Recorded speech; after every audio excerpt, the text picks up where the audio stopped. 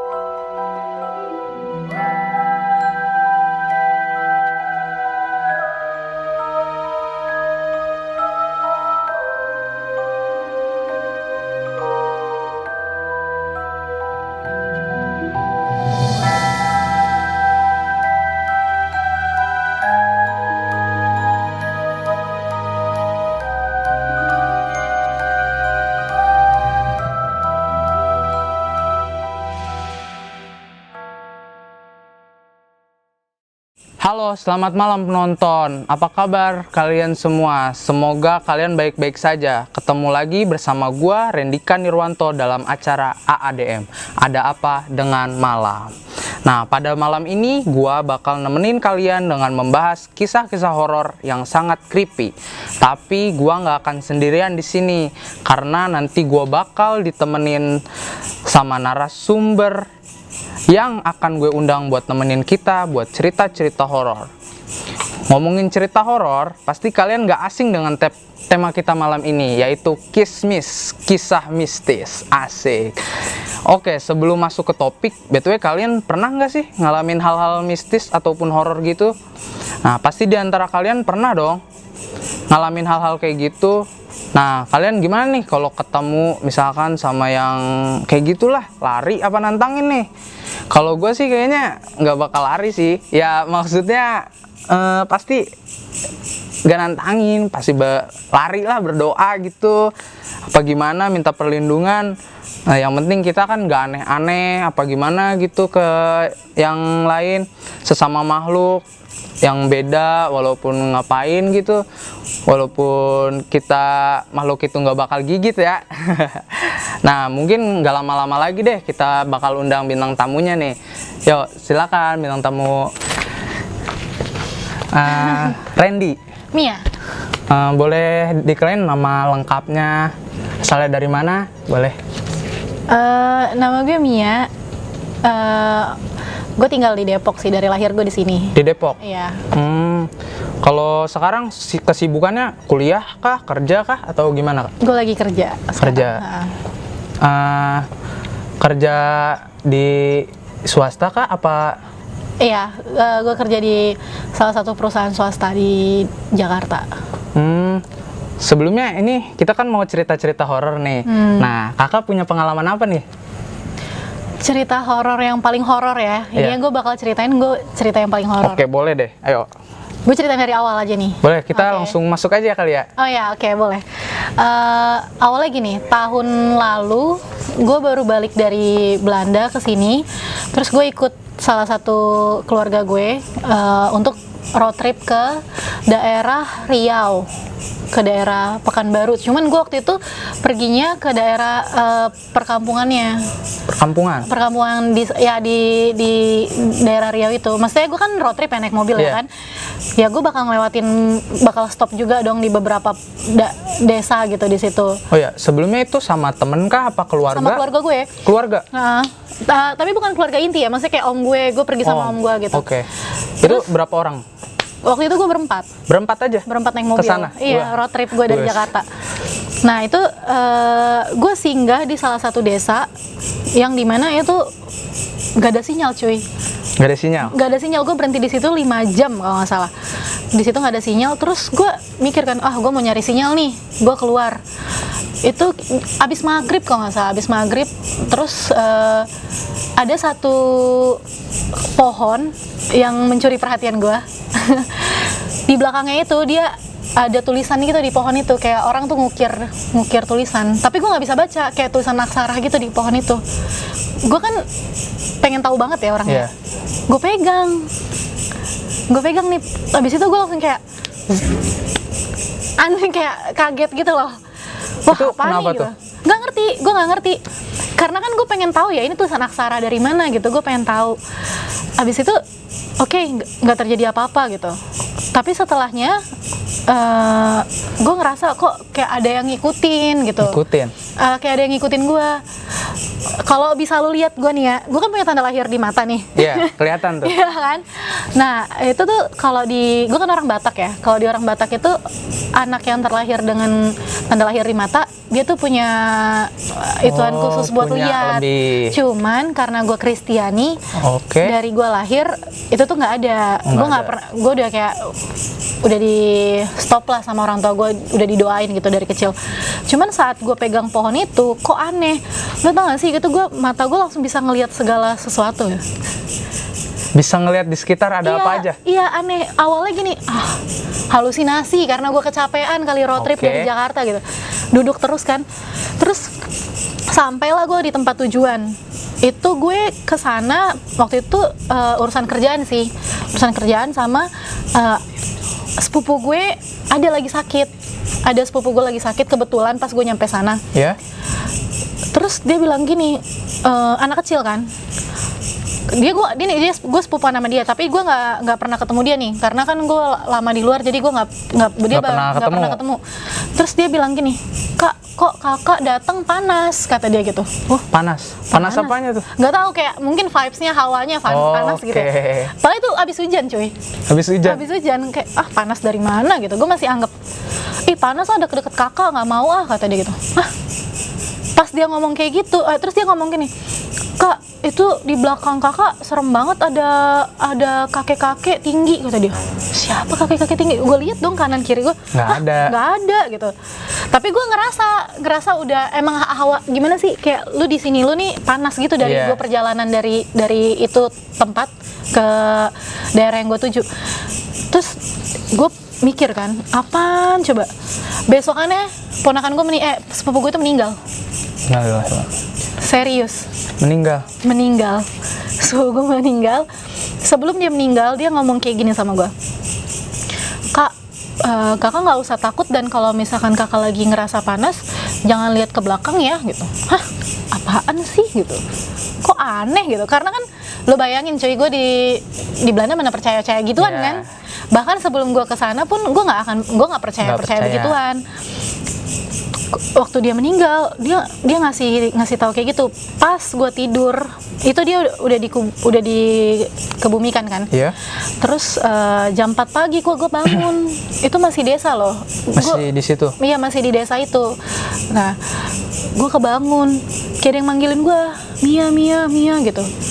Tapi suaranya suara sepupu gue itu. Oh. Kamiya, ayo main gitu. Kamiya, ayo main.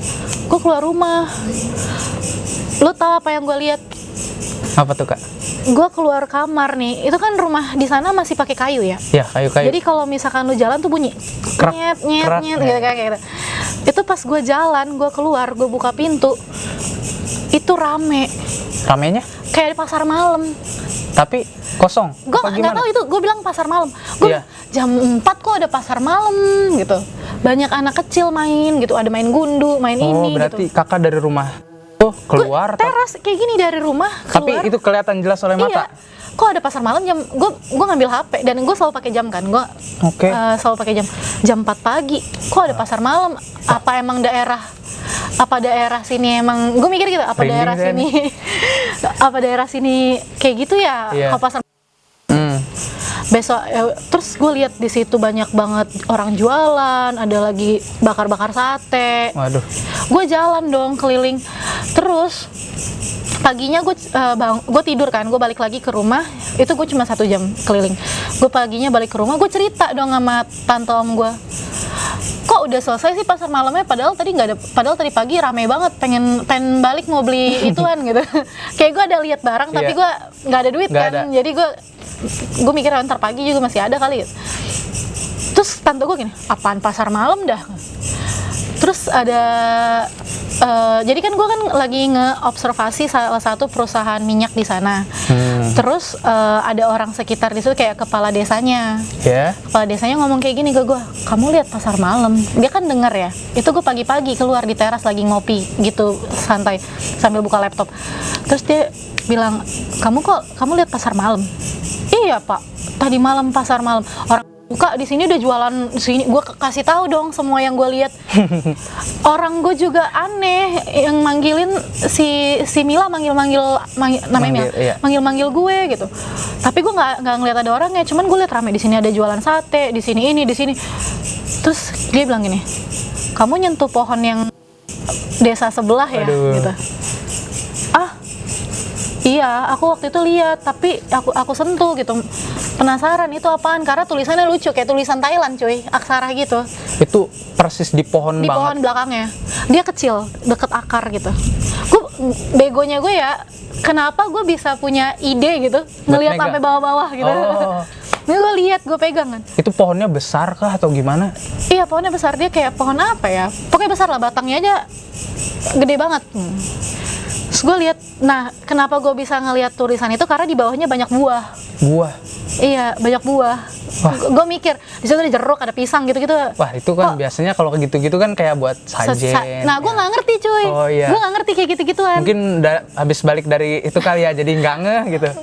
Bahkan sebelumnya juga gue nggak pernah lihat kayak gitu-gitu kan. Pantes. Nah, terus dibilang sama kepala desanya gini, kamu pegang pohon yang itu ya, yang desa sana ya gitu. Enggak, awalnya pertama dia nanya, kamu ada megang sesuatu ya? Terus gue langsung ceritain, iya sebelum kesini kita sempat berhenti dan gue dan saya pegang ini Pak gitu. Gue ceritain, terus dia langsung kayak narik napas gitu kan. Hah, kenapa nih, bahaya ya gitu? Enggak, karena itu pohon sakral gitu. Terus dia liat gue kan, saya juga ngerasa kamu panas di sini gitu. Kamu punya darah panas ya kan? Terus gue bilang, saya nggak ngerti Pak darah-darah kayak gitu. Saya taunya saya darah biru. Wah, darah biru. Maksudnya nggak ngerti gitu kan. Terus dia bilang, iya pohon itu hanya boleh itu dia biasa dipakai untuk kasih persembahan gitu buat nenek moyang. Nggak sembarang orang bisa deket-deket sama pohon itu, apalagi nyentuh. Kamu nyentuh, kata dia. Waduh, dalam hati gue ya, apa-apaan nih gitu. Padahal baru disentuh. Padahal gue baru sentuh. Nggak ada niat sensitif yang banget ya. jelek-jelek padahal. Iya kan. Nah terus dia bilang gini, udah deh kita potong ayam aja, kata dia. Potong ayam? Itu buat apa tuh? Nggak ngerti deh, adat mereka kali. Tapi gitu. Dari RT apa? Iya, dari warga sekitar. Oh, dari warga sekitar disuruh kayak gitu. Kita potong ayam aja biar kamu nggak diikutin lagi. 1 ekor? Terus gue bilang, Satu ekor apa? Iya, 1 ekor. 1 ekor potong aja. Terus dalam hati gue nggak percaya beginian gitu. Gue punya Tuhan cuy gitu kan. Oke. Nggak, gue nggak percaya ginian. Gue stay di situ seminggu, 8 hari sih, seminggu lebih. Itu selama 8 hari gue diikutin terus kan, dibangunin setiap jam 4 pagi, terus banyak berisik, bahkan gue mandi, ini kocak kan, mandi pakai gayung nih kan, pakai di sana pakai gayung kan, gue udah naruh nih gayung gue di sini, terus gue kan cuci muka dan segala macam karena gue mau ngambil air ya, gue buka mata udah perih-perih kok nggak ada gayungnya pindah ke belakang. Aduh. Gue perasaan gayungnya tadi gue taruh pindah kan, gue mau ngambil air gitu kan, kok pindah, yaudah gue ambil lagi. Gue gayungin lagi, ambil lagi, pindah lagi ke tempat yang lain. Wah, nggak gawat nih orang, gokil sih gue. Tapi udah mulai ngerasa aneh di situ. Iya, sebenarnya awal gue udah ngerasa aneh, cuman kan gue nggak takut ya. Jadi kayak apaan sih nih orang mau ngapain gitu. Iya, wajar itu pasti. Iya, terus gue cerita sama opung gue, nenek gue. Terus kata nenek gue gini, kamu tuh punya potensi untuk lihat-lihat begituan, cuman dari kecil kamu udah nggak bisa gitu. Mereka tuh suka sama darah kamu karena kamu panas badannya gitu. Nggak ngerti ya. Akhirnya gue telepon nyokap gue bilang, "Mah, aku ada kejadian kayak gini. Udah kamu berdoa aja gitu. Minta, kan gue Kristen ya. Minta Tuhan Yesus untuk lindungin kamu." Akhirnya gue berdoa semalaman itu. Terus gue bilang, "Tuhan, kelar dari sini gue udah nggak mau lagi nih kayak gini-gini gitu." Gue nggak paham begini-beginian, gue nggak percaya begini-beginian, gue taunya ya setan ada, cuman nggak yang kayak gini gitu. Maksudnya oke, mereka tuh nggak bisa gangguin gue nggak mau gitu. Gue bilang kayak gitu. Pokoknya pulang dari Riau, aku nyampe Jakarta, aku nggak mau lagi ada kayak gini-ginian. Itu gue bergumul loh. Semalaman itu gue kayak Tuhan tolong kayak. Sampai akhirnya hari terakhir gue di desa itu kan, gue cabut pulang. Ini mobil, kan gue naik mobil pribadi ya, mobil om gue. Iya. Gue tahu di situ keluarga gue yang ada di situ sama beberapa teman-teman kerja gue, kolega gue kayak gini-gini kan. Dada. Ada cuman ada 5 orang. Iya. Pas gue nengok ke belakang, rame cuy. Aduh. Itu rame yang jualan-jualan di pasar malam itu. Yang dilihat pas jam 4 subuh. Iya, ada di belakang dada-dada. Waduh. Gue kayak Rinding saya nih. dada-dada juga mau ngikut apa. Tapi ya udah. Terus gue selama perjalanan balik ke Jakarta, ya gue tetap kayak aduh Tuhan lindungin, pokoknya sampai Jakarta nggak ada lagi gini-gini. Iya. Itu nyata banget gue ngeliatnya. Apa kejadian itu aja apa ada yang lain mungkin? Yang lain ada, gue lebih sering kayak ngeliat gitu loh, ngeliat sekilas setelah kejadian ini ya. Contohnya kayak gue lagi jalan nih naik motor ke arah rumah, ngelewatin terminal. Pernah gue lihat ada mbak-mbak pulang kerja kali kan, dia pakai baju kerja, tapi dia begini nunduk. Yang gue lihat ada 3 orang di punggungnya. Aduh. Kayak ngegendong gitu loh cuy. Tapi itu setelah gue pulang dari dia, kok jadi sering lihat-lihat begini gitu. Tapi sampai sekarang masih Ini aja gue bisa lihat. Aduh, jangan deh Mbak, jangan. Kita mau ini masih ngobrol-ngobrol ini. Masih. Jangan diomongin deh. Ya, masih sampai sekarang. Cuman gue udah lebih kayak nggak, dan memang gue nggak takut sih untuk kan kalau untuk makhluk kayak gitu punya kehidupannya sendiri, kita punya kehidupannya sendiri.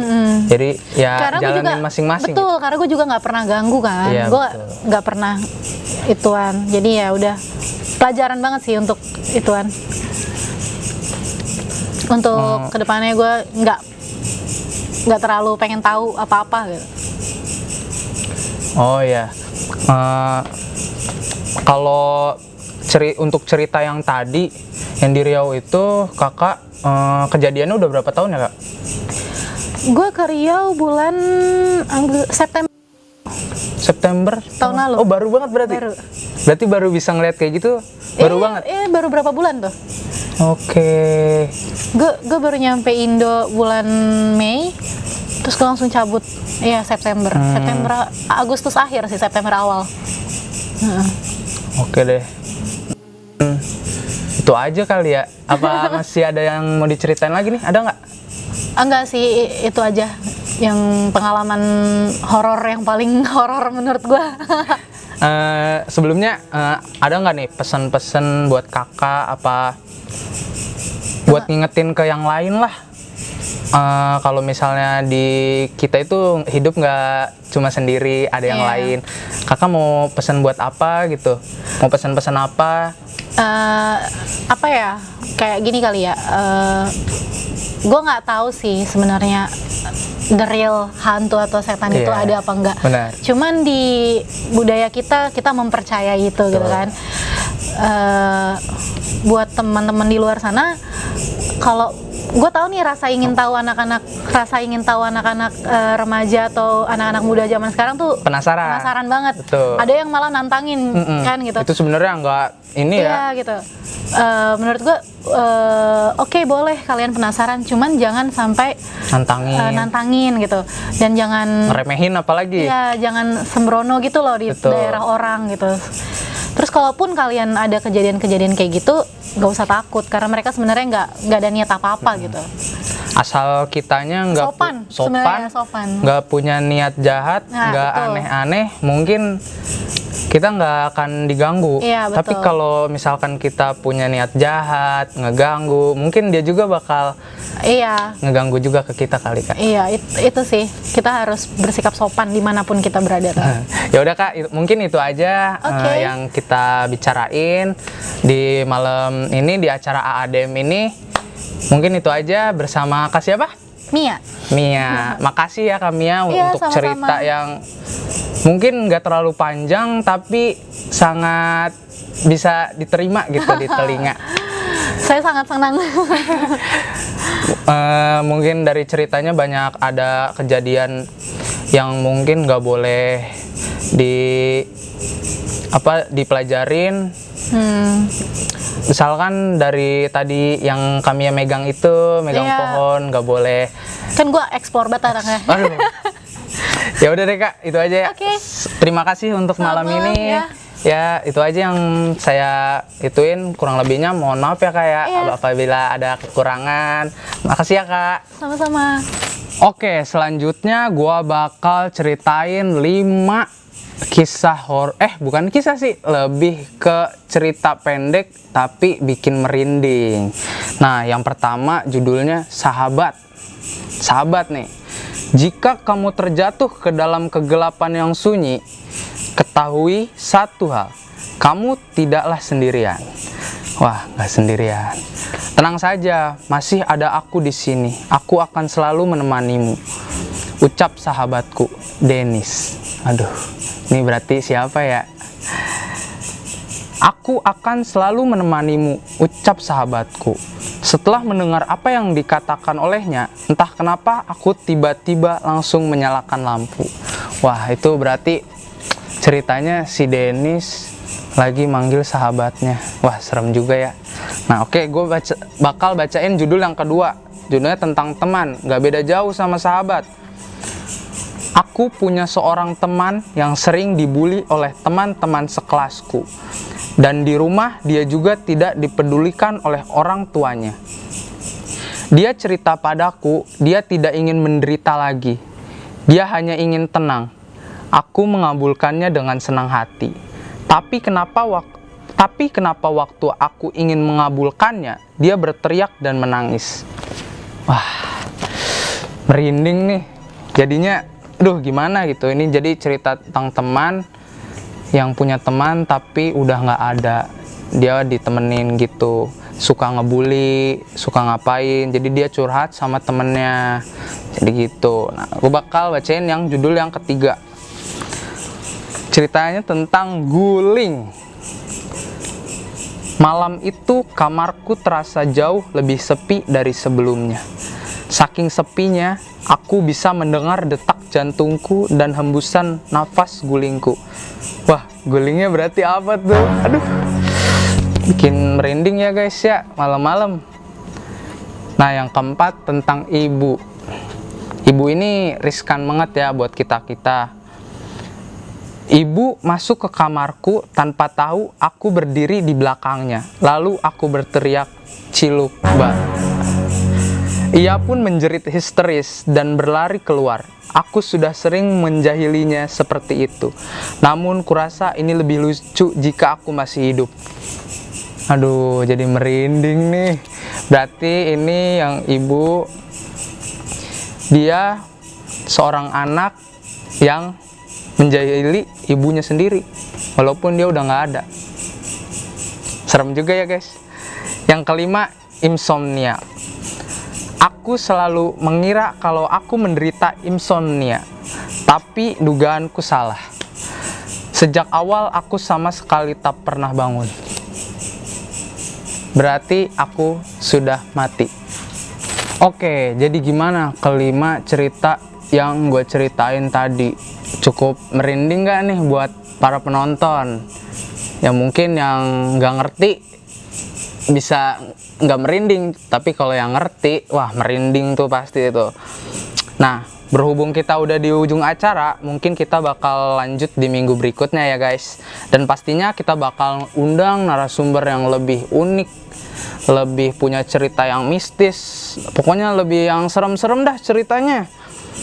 Nah, sebelumnya gue juga mau ngucapin terima kasih buat narasumber kami ya tadi, dan para kru yang di belakang ini nih, yang lagi megang kamera, yang lagi duduk-duduk, yang lagi nonton.